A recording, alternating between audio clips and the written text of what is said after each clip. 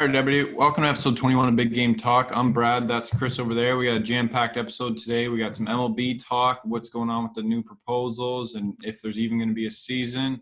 We got J-Lo and A-Rod might be buying the Mets. Maybe Barstool's involved. What the hell's going on there? And then a UFC preview for this weekend for the fight nights with Poirier and Hucker. And debate at the end, so stay tuned for that. But this week we're brought to you by Phoenix Fit. Check them out at fnxfit.com or .ca, wherever you're from. Use our promo code BGT15 to get 15% off any of your purchases. You get all your supplements, your protein. They have apparel, water bottles, anything you need to work out or just lounge around the house in, they got it. And, I mean, gyms are opening up very soon, or maybe they're even open up where you are. So get ready for gym season because it's going to come in strong at fnxfit.com. Yeah, so BGT 15% off your purchase, any purchase, not just your first one too. Mm-hmm.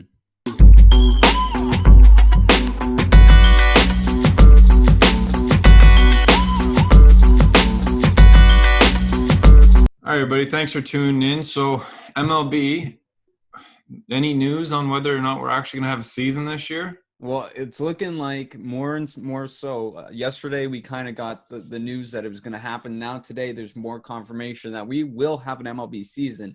And just keep in mind, last week's podcast was titled MLB is Toast. So I think all that needed to happen was for us to definitively say that this is done in order for the MLB saying, okay, let's make clowns of this Big Game Talk, guys. I think so. Honestly, whatever we report on, seems like just the opposite happens the next week. So I think this week we're going to title it, we will not win $1 million and we may win $1 million. But anyways, MLB.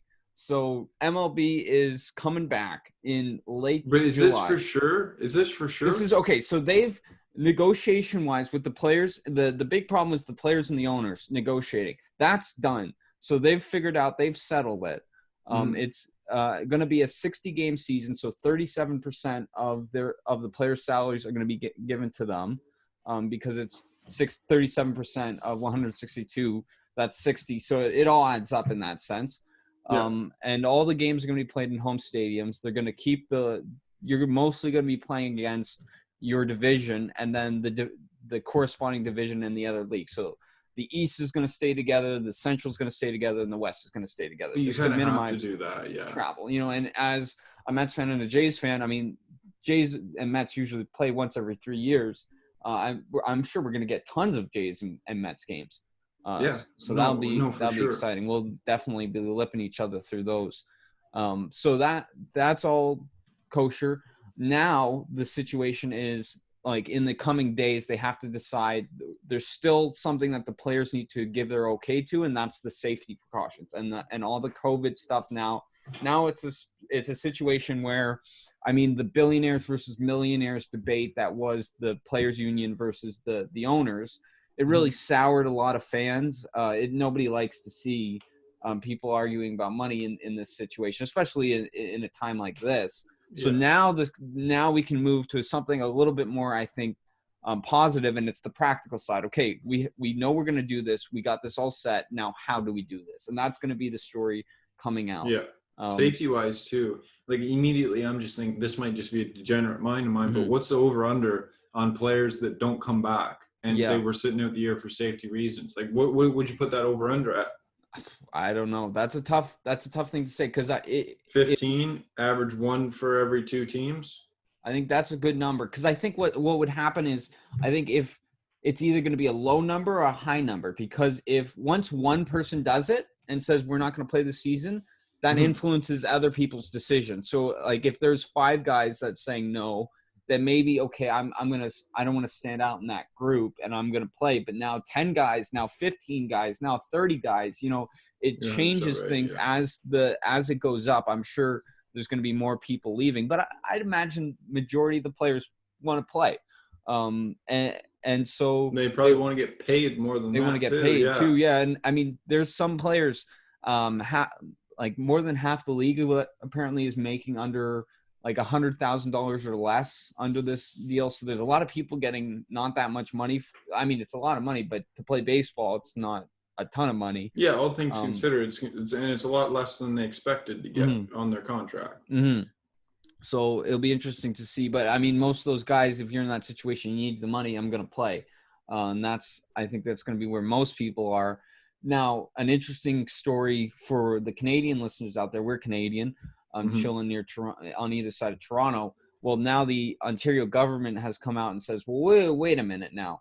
We're hearing news about MLB starting up. We haven't gotten anything from the MLB in terms of saying, hey, can we play in Ontario? So that's going to be another, I think the next week, Rob Manfred's going to figure out, okay, do I cut a deal with the Canadian government and say, okay, we can have player traveling across borders, because the border between Canada and the U.S. is still very much locked down for anything but non-essential travel. So that is the situation with Ontario. So it'll be interesting to see how that plays out. But I think the smartest move is to put the Blue Jays in Buffalo at Coca-Cola Field where the Bisons play. I think it's a beautiful stadium out there. I think the choice, it's either Buffalo or Dunedin. Those are the only two places that you can have them. I think Buffalo probably works best especially for the AL East and NL East, if that's one of the divisions that a lot of the games can be played in. It works best. And it's really close to Toronto, so whenever things do lighten up, it's just a hop, skip, and a jump away from being back at home. And I think that's the smartest move, because I mean, I imagine trying to do a national league right now. I'm talking like across America, dealing with all the state governments and stuff. That's a hassle enough. To add another country to it is just too much of a headache right now. You want to make things as easy as possible in this situation. So I think Buffalo or where is it? Where was the other location? Dunedin, which is in Florida. Florida. I think that's where you're going to go. And I think Coca-Cola Field is beautiful. I think it'd be great to see some games there. Yeah. Now, the MLB's plans on comeback and everything, you think once they get rolling, let's say they're ready to play the first games and somebody tests positive. Well, now is this going to be a situation like the UFC where they go, that guy's now quarantined, the ship keeps going, like things are going to keep rolling, or is it going to be a full-blown just halt across the league? Well, a day before all this stuff got confirmed with the MLB, there was an article about 40 players testing positive. Now, what that is I didn't look too much into it, but I just read the headline, 40 people test positive. But I imagine that's really, I mean, more and more people even though I didn't read the article. Hey, that's just the journalism that you get from Big Game Talk. But I imagine that all these guys, like, it's not a matter of them going out and being negligent and then 40 people all of a sudden get it. I just imagine, okay, MLB said, okay, we got something in the works. Let's actually go out and test everybody, get a temperature check. And the more you test people, the more positive tests you're going to find. Yeah. And it's one of those, it's a big number, but at the same time, when you put it in perspective, okay, these guys have like 2 weeks, they can get it out of their system, whatever, have the antibodies for it. You're almost in a situation where if you're a manager or a coach, like an owner of a team or a general manager, you want to send the boys out, say, go wherever you want, all get together. So when do you get together? Everybody get together, have some beers, get all infected, wait 2 weeks, and then the team is good to go for the season. Good old herd immunity, eh? Yeah, the good old herd immunity. Which is proven fact that it doesn't work for this. But I mean, yeah, you're right. The more people you test, the more people you test, the more are going to test positive. Especially when the athletes, with no certainty of coming back, they're probably just going about living their normal lives. Yeah, and a lot of them are probably in more southern states, like Florida and stuff like that, where the rules are a lot more lax. So you're seeing so many more people get it. Yeah. But once it's committed to, now the season's going, there's your money, your reputation, everything on the line. The people are going to smarten up, and they're going to have to. So you'll see them go down a lot more. And there's a proven formula, like completely different sport, but with the UFC, there's a proven formula to, if shit hits the fan and somebody tests positive, to be able to keep the ball rolling and keep going with the product and not have to freak out and halt everything. Because who is it, Souza, that got sick? Couple of people. There's been the first event, Jacare Souza tested positive. There was an event a couple weeks later where Ian Heinish's cornerman had a fake positive, and then he ended up still fighting. Last weekend, there was I can't remember the name of the fighter, but his cornerman tested positive, so they pulled him off the card. Mm-hmm. There's been quite a few situations in the UFC where, but they've managed to keep every card rolling. Yeah, so it'll be interesting to see. I mean, MLB, take the scale of a card and apply it to each team each night. It's going to be a big headache to try and manage. Okay, what do you do when one person gets sick? You got to assume that more people are going to get sick, whatever. So it'll be interesting to see and how teams respond to Mike Trout getting sick, and the MLB says he can't be around for at least 2 weeks. How it's like getting shoved on the DL. Yeah, and I mean, in such a short season, if a guy tests positive, that's a good chunk of his season gone. I mean, 15. You expect 15 games or so, really, 2 weeks, because I assume they're going to put him out for a little over 2 weeks, not just the minimum. And then, I mean, you're looking at like 20% of your season, or more. Yeah, man, it's crazy. Which is it's gonna be wild. What happens if that happens? And imagine like you're in the championship series, your star player goes down with coronavirus and he's out for the rest of the series and potentially all of the World Series too. Well, it's better than him getting sick during the World Series to kind of cue up a debate for later that we'll get into. But I know what you mean. It's going to be very interesting to see how people respond on the team, the fans, to a player getting pulled. What if there's a guy that tests positive and he misses 10 games, and 10 games in they test him again and realize that the test was bunk, and now he's just missed a good chunk of his season, and when he was in the middle of a hot streak, comes back, can't get it back, and it was all because of a false positive. There's so many different I think that's just, you're just gonna have to live with that. That's you're gonna have be part of coming back in the middle of a pandemic. That's just something you got to live with. It's a reality, but it's crazy to think about all these different scenarios that are not going to happen, but could happen in this wild world that we're living in. And it's gonna be one thing I'm interested to see too is how pitchers are utilized in a 60-game series or 60-game season. Because you can really use your pitchers very differently in this, because there's no worry about making them last the whole season, and even your bullpen too, right? Yeah, and you don't have agents coming in and saying, well, my guy has a pitching limit, like an innings limit. You're not going to touch an innings limit in a 60-game season. So I'm sure there's a lot less stress on managers in terms of kind of spreading out their pitchers in order to last a full season. There can be this is like, it's almost like we're just jumping straight into the dog days of summer after the All-Star break. And I think it's going to be a very exciting season to watch. Because when normally is the All-Star break? In July? July. Yeah, it's around. So really the season will be starting around when the All-Star break would be. Yeah. Which is wild. It doesn't feel like it's that deep into the summer. Because, I mean, recording it's June 23rd today. It does not feel like that. And a large part of that is we haven't watched baseball yet. Yeah, baseball. You kind of track your summer based on baseball. All the seasons, they come and go. Like you know about what time it is because of what sport you can watch, right? It's so integral. And I mean, I said it on the show, not to pat myself on the back, but I said, the one thing that separates us from animals is sports. And once sports falls, society falls. And I think we're seeing that a little bit, just a little bit in this coronavirus stuff. The sports going down, and then slowly everything is falling apart. So I think to have sports back would just get us back to the feeling of normalcy, and just I think that's what a lot of people want right now, is just a return to a normal life. And I think having baseball on TV is a huge part of that. And it's crazy.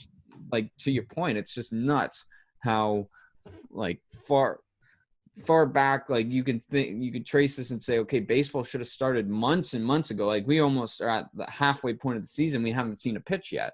It's just wild. So I'm excited for baseball to come back. And I think this summer training is going to start in home stadium. So I think teams are just going to do it on their own, as far as I understand. And they're going to be at it, I think, within a week or two, because it's late July, end of July. That's the timeline to start. So that's going to be real exciting. I can't wait. And they were talking, I think this season there's going to be a DH. There was a plan that was to get rid of the DH in 2020 and 2021, but I think that's bunk now. So this season's going to have a DH. Next season is not going to have a DH, and then 2021. You mean like the NL? The NL, yeah, that's what I mean. In the NL, and then after that, then there's a new contract negotiation, which after the last these negotiations is going to be a bloodbath on both sides, I imagine. But the DH will probably die out in that one, so you'll get what you want, Brad. Are you happy? I'm happy with it. I'm happy. Are you happy? Are you happy? Yeah, I am. In the NL. I think too. I don't know if you'll ever admit it to me, but I think too. You get a full season of DH, you're gonna see. We'll see. I was right. We'll see about that. Relax. Okay.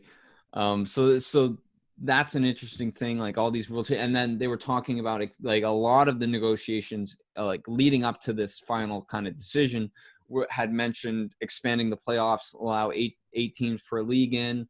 A shorter season, you get a less chance to show yourself in the regular season. Let's get more people into the final dance.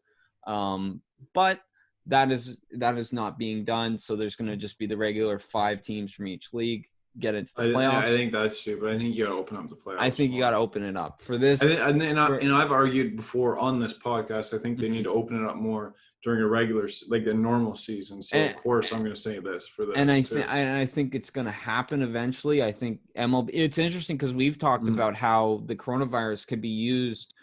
This kind of makeshift season could be used to test out a lot of things that the MLB wants to do eventually.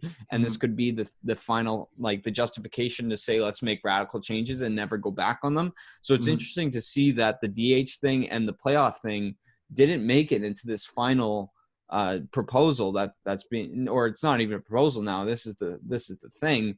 It's interesting that they're just not going with those changes, and they're kind of pursuing as traditional a season as possible, even though it's only 60 games. Yeah, that just like MLB can't see it of its own way. Yeah, they really can't. It's a shame because I mean, and it'll be interesting to see how MLB fares coming out of the gate with ratings wise, like being sports back on. Is that going to give them a boost, or are people really kind of over the MLB after the showing they made in these negotiations on both sides?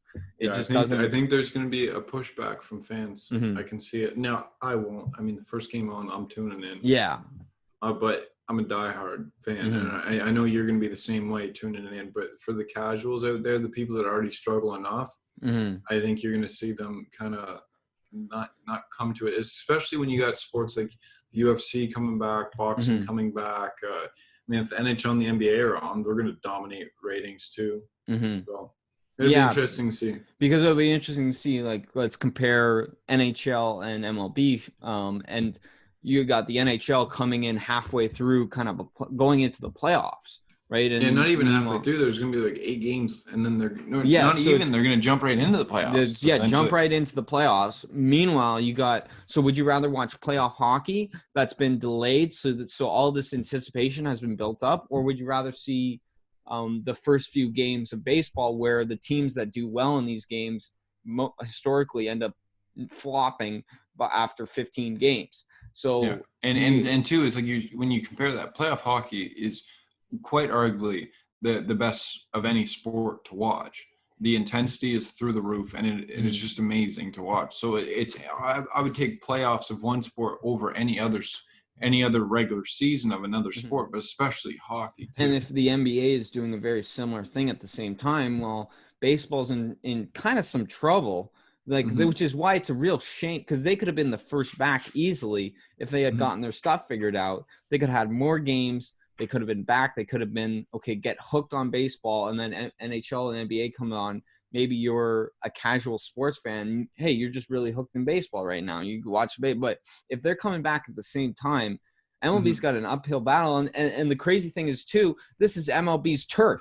Summer is MLB's, like, territory. And now the NBA and the NHL are coming into their territory and showing them up with playoff hockey and basketball when the MLB's just getting started. So it'll be interesting to see how those three leagues really duke it out in the ratings. Especially there's a lot to be won here, looking at how well the UFC's done, how well NASCAR's done, being the only two sports that are really going right now. Just how strong of a ratings performance they've made. Now, if you're Rob Manfred or if you're the NHL in the NBA, you're looking at that and you're saying, well, I want a piece of this pie. But now you all three are going in on the pie at the same time. It's going to be really interesting to see how this shakes out.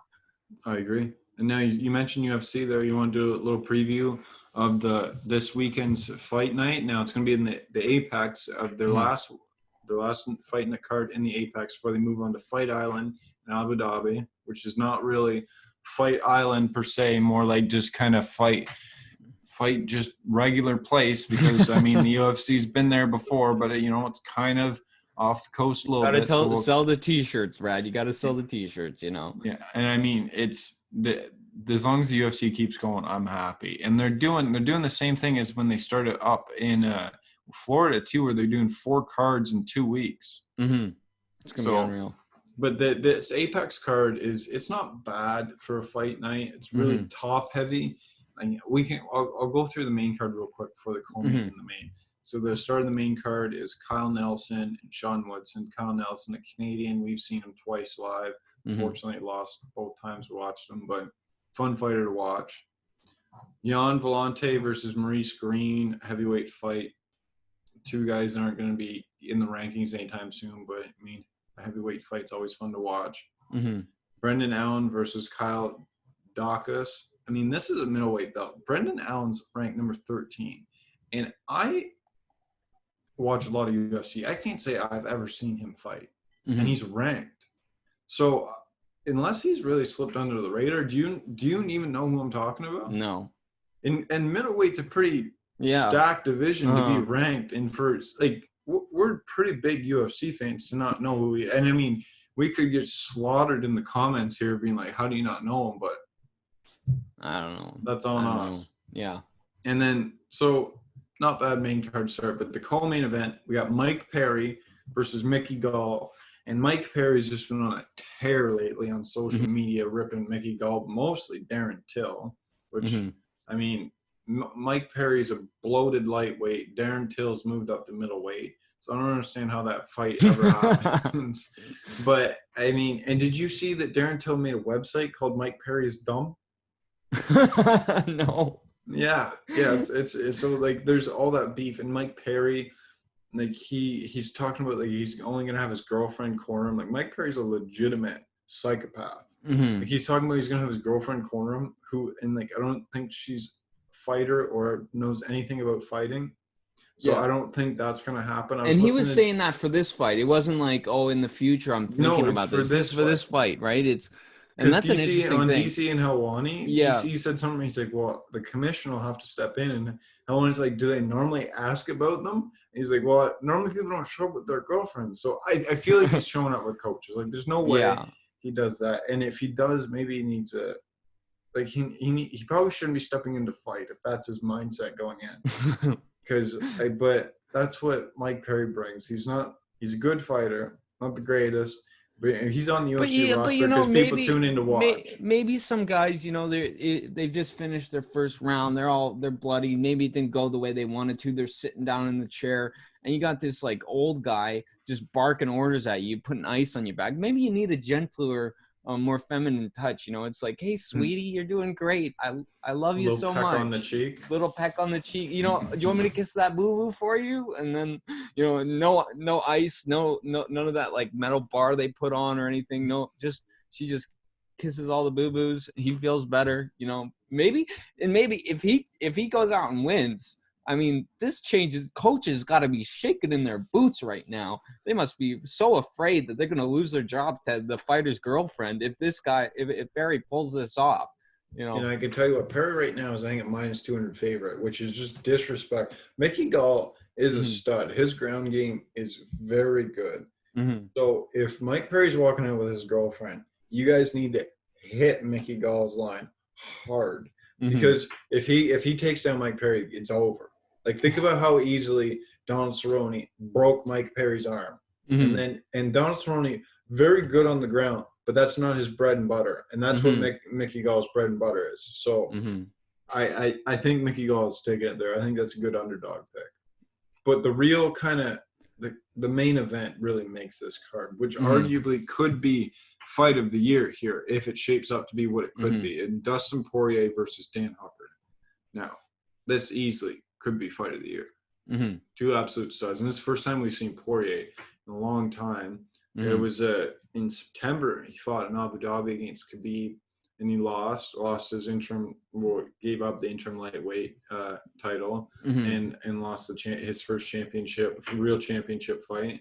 So it's going to be interesting to see how he bounces back. I think Poirier is the second best lightweight in the division. I don't think anybody touches Khabib, but I think Poirier is like the next step down. I think like if him and Gaethje were to line up, even if Gaethje being an interim champ, I take Poirier. Yeah, I think that's fair, and I think really in this fight, Poirier has everything to lose. Dan Hucker has everything to gain from a fight like this. Hooker's on the way up. Poirier is, whether rightfully so, on the way down a little bit in terms of his stock. It's crazy to think your stock goes down after losing to Khabib. Khabib is so dominant, But it does. But it does. You've gotten your chance. Now other people need to get your chance. You move to the middle of the top a little bit, and Hooker's knocking on the door saying, "Hey guys, let me in." Guy's a huge star. He's great at selling fights. He's great with the media. He's great with the chatter. And he's knocking on the door, and Dana White says, "Hey, Poirier, go open up the door for him, and let's see what happens." I think this is a great fight. Two guys that fans can really get behind. It's going to be really exciting to see. Now, either guy wins here, they're not really getting, if Hooker wins, I think you match him up with somebody like Tony, but he's not stepping into a title fight anytime soon. The same with Poirier if he wins. Honestly, for Poirier, and I think Poirier's future is going to be at welterweight, because even though he used to fight at featherweight, he bulked up and he's big. I think he's got a real tough cut to 55. So whether he wins or loses here, I wouldn't mind seeing him at welterweight next. It'd be tough to go up after you win, because if he loses here, I think immediately you got to take some time off, bulk up a bit more, move up to welterweight, and make your new home there. It's a fresh start. Reinvent. You even after coming off, look at Darren Till. He had racked up a couple losses at welterweight, went up to middleweight, has one win, and he's facing Robert Whittaker. If he wins him, he's probably next. Wins against him, he's probably next in line. So Poirier, but at lightweight, if he wins, what happens? Are you gonna sit on the shelf and wait for a title fight? No, that's not gonna work. You're gonna have to get back in there, fight another one of these killers in a spot where, as long as you're in the same division as Conor McGregor and Khabib, you're not it's gonna be very stagnant. Yeah, it's so backed up right now, which is it's tough because it's so piled on at the top. And if you're Poirier, as you said, Brad, you take him as a number 2 in the division after Khabib. And that's just my opinion. Right now he's ranked number 3, but in my opinion, I think he's the second best lightweight. And I think his game's really rounded out. So, you get a guy like that on the rise, and he can win against Hooker and then still be in a position where if you're going to stay in the lightweight, you got to wait. There's just so much stuff happening at the top of a lot of these divisions. It's a real shame. It's an embarrassment of riches, for Dana White, where he's got all these fights to make, but going down one path will cancel out another path, and then it's just and people get left behind. So many egos too. So many egos, as we've seen. We've talked about all the people faking or saying I'm retired, I want more money, or I don't want to fight that guy. It's just so much stuff, which it's a real shame to see the UFC in such a position. And the one thing I will take a step back here too, and we got to talk about last weekend's card. So we had Blades beating Volkov by kind of grapple fuck decision. But I think the real story of the card was the first fight of the night, and I'm going to butcher this kid's name, but Max Reinsdorf. Now I know you didn't watch it live, I missed it too, but we kind of briefly talked about it, where the kid after the second round went to the stool. His coach came out and he told his coach, had to tell him 9 times, call the fight. And then when he wasn't, he said, call it, those words 9 times. And he also said, I'm done. Other variations can't do it. and his coach just kept saying, "You're a champion. You're fine. Get out there. You're good." And it ended up being the inspector came over, asked him if he was good to go. He said, "Call it." Mm-hmm. And then the referee came in and stopped. You know who's not going to have that problem? Who? Perry. Yeah. That's why you want your girlfriend doing it, because if you say I'm done, your girlfriend is gonna throw in that towel so fast, you know. Yeah, Perry's gonna get hit once. She's gonna throw it in. Waiting with the towel, you know, hands shaking, like every time he gets hit, just like, oh, you know. But for real though, like there's been a lot of debate over whose side. Like people are saying like it's like that's what the coach should be doing. Like send him back out there. Like you're on a fight. Other people have been saying like in me being one of them. If your fighter says that many times, call it. His head's not in it. You got to get him out. You got to protect him. Yeah, and I mean a guy, even let's say he hasn't taken much of a beating, he's just being over dramatic, and that's what you're seeing as a coach.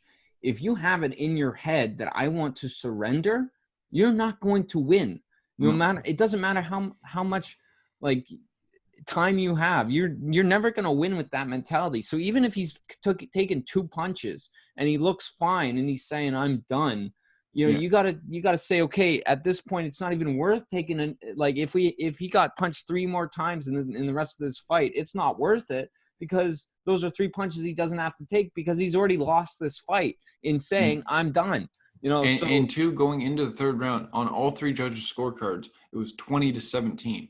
So he lost the first round, was coming off a 10-8 in the 2nd round. So he wasn't winning this fight. So it's a matter of like, do you want to go out on your shield, or are you gonna live to fight another day? I mean, the kid was making 12-12. It was his first UFC fight. You're going out there, you've lost the fight, so all you're bringing home is $12,000. Take like it's not, and like when I say take the easy way out, I don't mean like he's just taking the easy way out, but it's a matter of like, don't take an unnecessary beating, shorten your career to just try and be tough. Like, you can really be too tough for your own good. And I think the coach, it's a good learning experience for the coach to be like don't let them, like people were comparing it to the Anthony Smith situation. Those are completely different. Anthony Smith stated he didn't want to come out, and he's previously threatened his coaches that he will fire them if they take him. This guy wanted out. Yeah, he wanted. Like, and who's in the driver's seat? And you know, I think the interesting like thing to look, like the lens to look at this is too, it's the first fight on a fight night. So this is a guy getting his first shot at UFC, a taste of UFC. The coach in your head, like I'm sure it was running through his mind, okay, if I'm in this position, this is a huge opportunity to make a statement, whether I win or lose, to take a beating and still be in it at the end. That says something. That says I want to be here. I want to be a UFC fighter. You know, there's all of that going on in the coach's head, thinking, hey man, you really don't want to back out of this fight, because that's what people are going to, if this is the only fight you have in the UFC, which I mean could happen, this is what people are going to remember you for. But you want to show people that you can stay in and that you can be a competitor even when you're losing all the way through. That was what was going through the coach's head. And I understand it, but at the same time, in such a, not a dangerous sport, but such a like physically it's a demanding. Dangerous sport. It's a dangerous sport. Fighting, okay, okay. It's such a dangerous sport. You can't take risks like that. You can't, when a guy's saying I'm done, you gotta just throw in the towel. And 2, like, why is there such a stigma in MMA but not in boxing? Like one of the biggest heavyweight fight of the 21st century in boxing, Deontay Wilder, Tyson Fury 2. That was ended by a corner throwing in the towel. And like nobody lost their mind over that. Well, they just went, that makes sense. But I mean, don't act like there wasn't any kind of people saying, what the hell was that? You know, there was some people, the minority. But people were very quickly shushed away. In boxing, it's very commonplace for a corner to save their fighter because they understand that there is no need to take extra damage. Why can't that be brought into MMA? There's no reason. Yeah.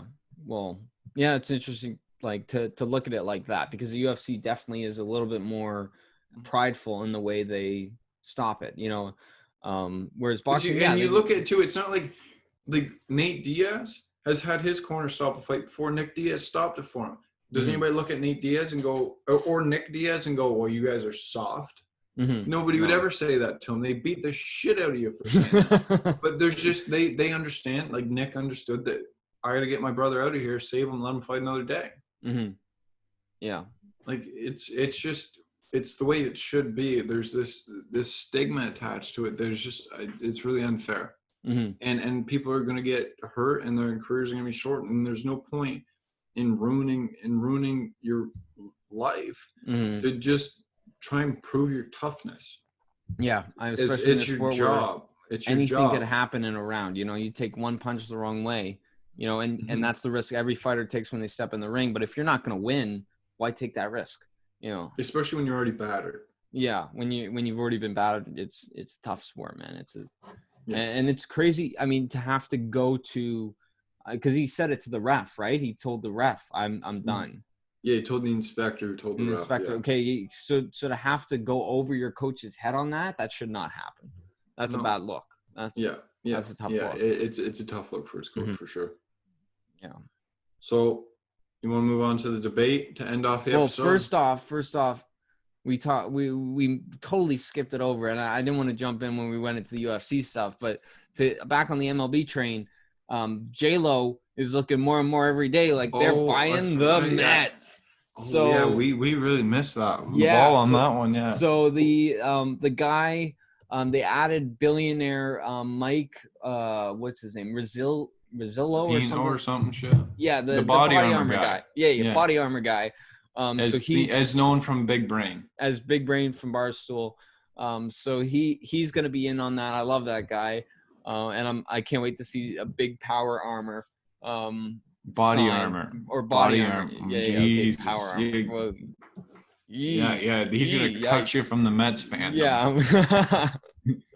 And so they're going to buy the Mets, and Dave Portnoy from Barstool is in on that conversation. He'd be a very small part of it, but he's. But you look at the body armor guy has ties to Barstool, so he's got a good working relationship with Dave.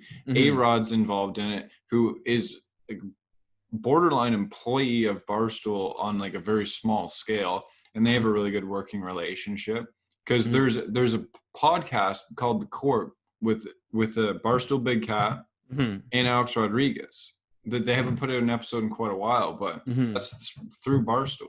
So there's the good working relationship there. Good connection there.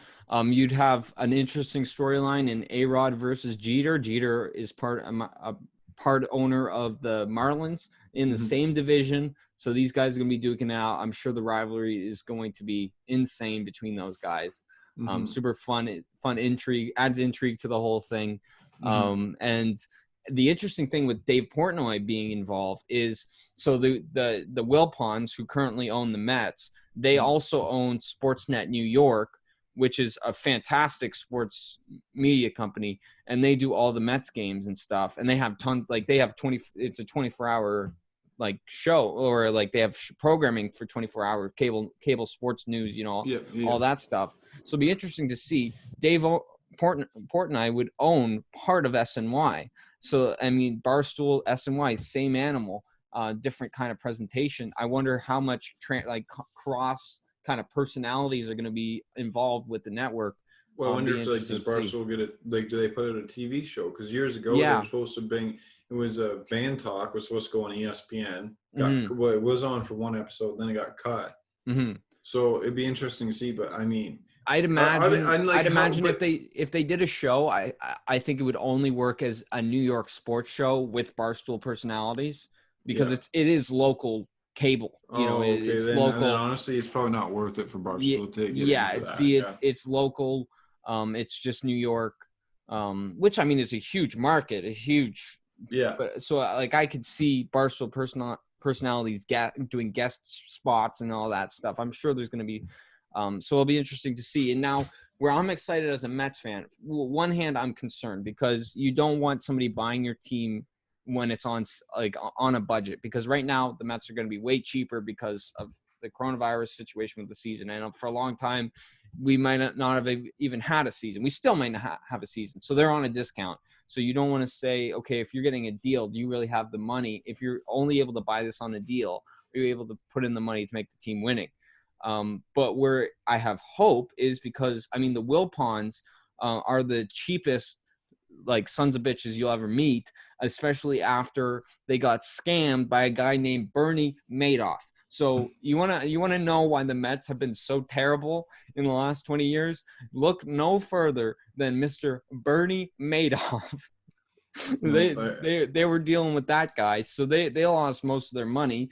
So, and I'm sure with this coronavirus stuff, the season shut down and all that, they were hurting. Like this might be a we need to sell situation for the Wilpons. In that case, get rid of the team. Like get this out of these guys' hands because they have been their empire has been crumbling for a long time. So I'm looking forward to seeing. I think it'd be really interesting. Mm-hmm. And now, like I'd kind of come.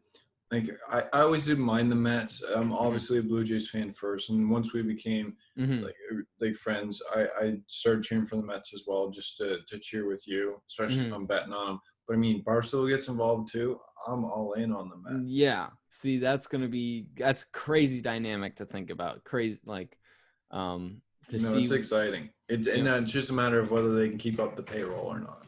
But, yeah, I mean, you bring Barstool in, they'll bring him to the moon. Yeah, I think so. And to bring in the young fans, Barstool is a huge part. And a lot of Barstool people probably are not really into baseball right now because of, as we've talked about, all the problems they have in comparing to other sports leagues that are doing very well right now.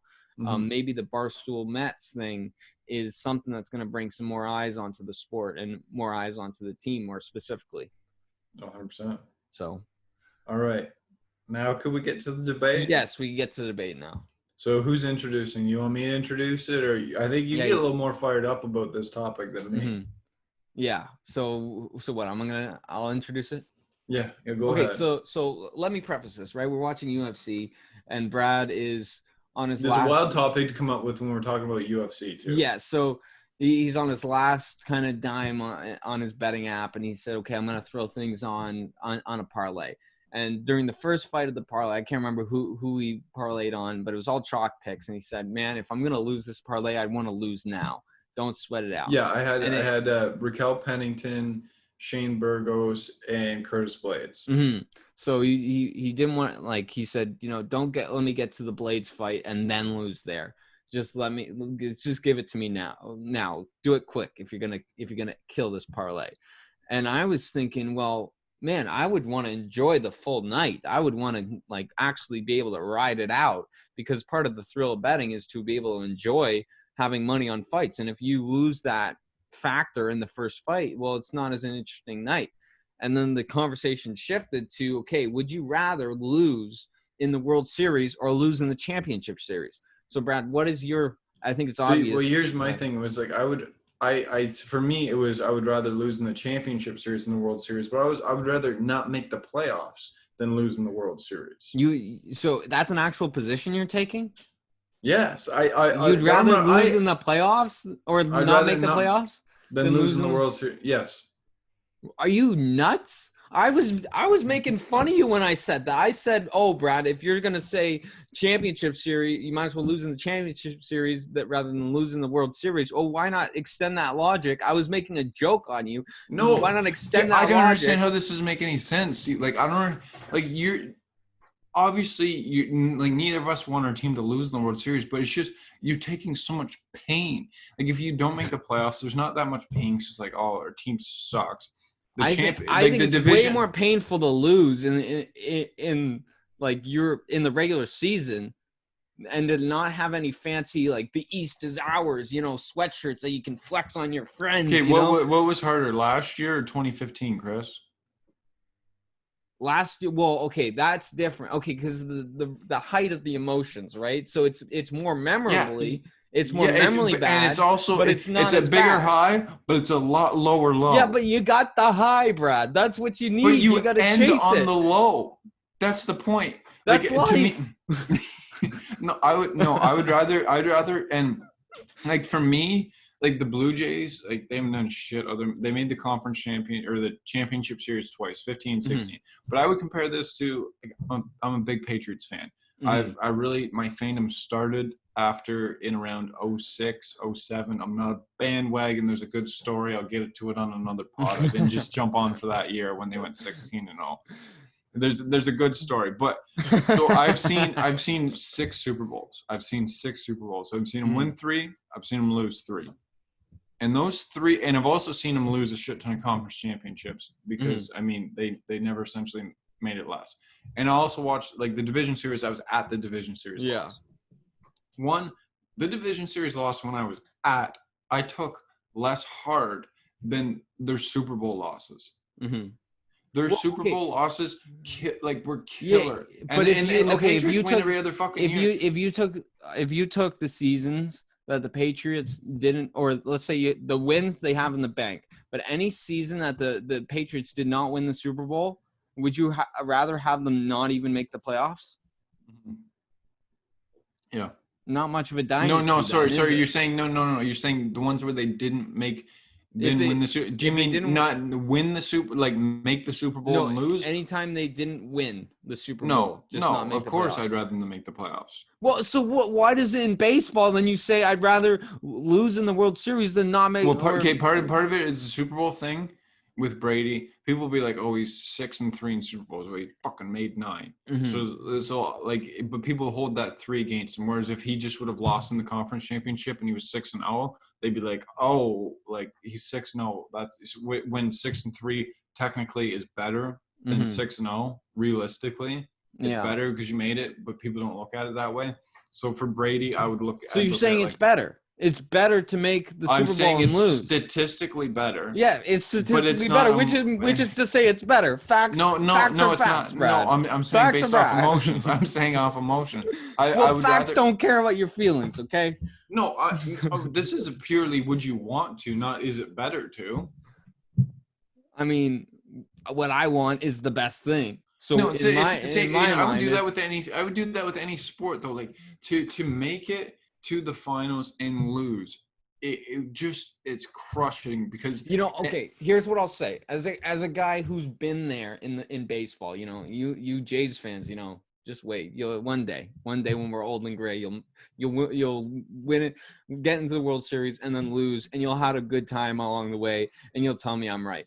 But yeah, that's the problem with this argument. Really, the Jays have to make the World Series for me to be proven right. This isn't just about that. This is about like I can compare to the Patriots. Yeah. Okay. So, anyways, back to baseball, right? What I'm trying to say is the Mets in the World Series in 2015, rough. It was just gut punch after gut punch. Yes. All right. But there were beautiful moments in there that made it all worth it. And for all the like Familia giving up a home run in the 9th inning of Game 1, sending it into the overtime or extra innings, and then them losing in 14, and then going on and then getting schmucked around, and then Harvey comes out, pitches a beautiful game, goes out in the 9th, blows it. Familia comes in, blows it even more. Mets lose, and like the Mets making errors. Daniel Murphy just falling apart, just throwing the ball everywhere. Balls going all over, just anywhere but the guy's glove. It just was rough. It was terribly rough. But when in the championship series, I'm about to kill your point. Because in the championship series, when the Mets had swept the Cubs, and in Wrigley Field, reporter goes up to David Wright, and David Wright just looking there like this, and he says, "Man, the Mets are going to the World Series." That made it worth it. I took that to the bank. I took that to the bank, and I'm keeping that for life. David Wright was able to say the words, "Mets are going to the World Series," and that made it worth it. Going to lose, though. It doesn't mean shit if you. Well, you don't know that. You don't know. You can't see the future, so you get. Yeah, but it doesn't mean shit unless you win. It's the same way. Like I'm gonna ask a question. I already know the answer, and we're gonna argue. But would you rather lose in 7 games or get swept? I'd rather lose in 7 games. Because then you win something. Something. Statistically, you look better. More crushing then. No, it isn't. It's enjoyable, Brad. It's enjoyable. What do you want? Your team just to win every game, or if they're not going to win any game, lose and just like turn off the TV? Like, that is the opposite to winning is losing. No, okay. What if you had a little time traveling genie or something, and then every time you said the genie before a Jays game, hey, tell me the results of this game. And then the genie comes back and says, "Oh, the Jays win." It's like, "Oh, okay, I'm going to turn on my TV. This is worth watching." And then the genie comes back and say the Jays lose. "Oh, I'm going to wait till tomorrow." Is that what is that what you want, Brad? No, to be quite honest, I probably like if I knew the result of the game, if I watched it, and if they were to win, if they were going to lose, I probably wouldn't watch it. Yeah. Well, you would make a killing off betting. We need to get that gene. Yeah, no, I know. That's the first thing I thought. I was like, imagine the parlays. Dude, just parlay every like a normal baseball season. Imagine how much you would win if you put 5 down and parlayed every single baseball game. But okay, when you say this too, though, like about the series, like as a player, I've played in a 7-game baseball series. I've been swept in the finals. I've won in the finals, and we went 7 games in the finals, but I've lost in 7 games in the championship series like before. And the 7-game series loss was much harder than the sweep, because the sweep, there's that element of we were never in it, wasn't our year, wasn't meant to happen. Where the 7 games is, those 4 games you lost, you can easily look at if this one thing goes right in any one of those games, we win the series. But that's almost a more positive outlook to walk away, because you say, I'm good enough. It was just that one thing, versus getting swept and you say I wasn't good enough. And are you going to take that home with you? I just wasn't good enough. But it's a lot easier. But it's a lot easier to stomach when you're saying I wasn't good enough, I need to work and get better, versus I'm good enough, we're good enough, and we just fucked up. And then you got to take that on the chin. That we could easily be at that next level if we just didn't make mental mistakes, or we just didn't do this, we just didn't do that. It's far better to say, I'm going to work, I'm going to be better because I'm not there yet, versus I blew my opportunity. This was it. That's life. It's an adventure. I see a 7-game series and I see adventure. You never know what's going to happen. There's going to be a hard fought battle. There's got to be some satisfaction there. There's got to be a little bit of saying, okay, we just went, it's like going 9 rounds in boxing. I just duked it out with this guy for the whole time. We went to decision, that's an interesting thing. Okay. Would you rather be knocked out first round or lose by decision?